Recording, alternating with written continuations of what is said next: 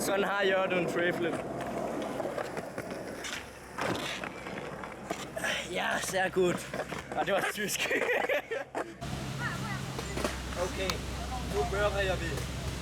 Okay, nu börjar vi i våra trayflip tutorial.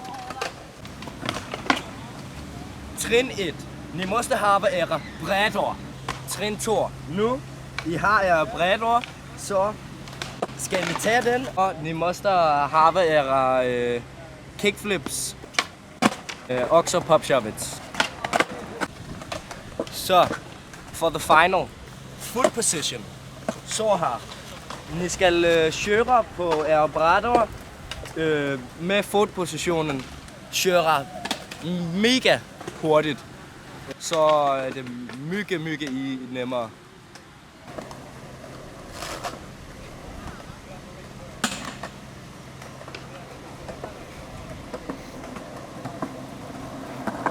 Kan I se det? Og ni popper er bort, måste ni bare huske på at hoppe så højt ni kan. Stå, og så bakfoten måste bare bakfoten, den skal bare sådan, så det er bare sådan der. Og så måste I bare hoppe rigtig højt. Og hoppe lidt fremad, sådan så man lander på brætterne igen.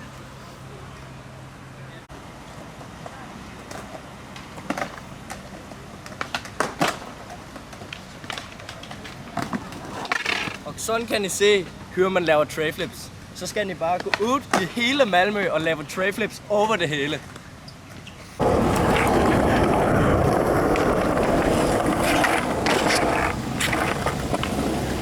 Jeg tror, jeg er for langt væk.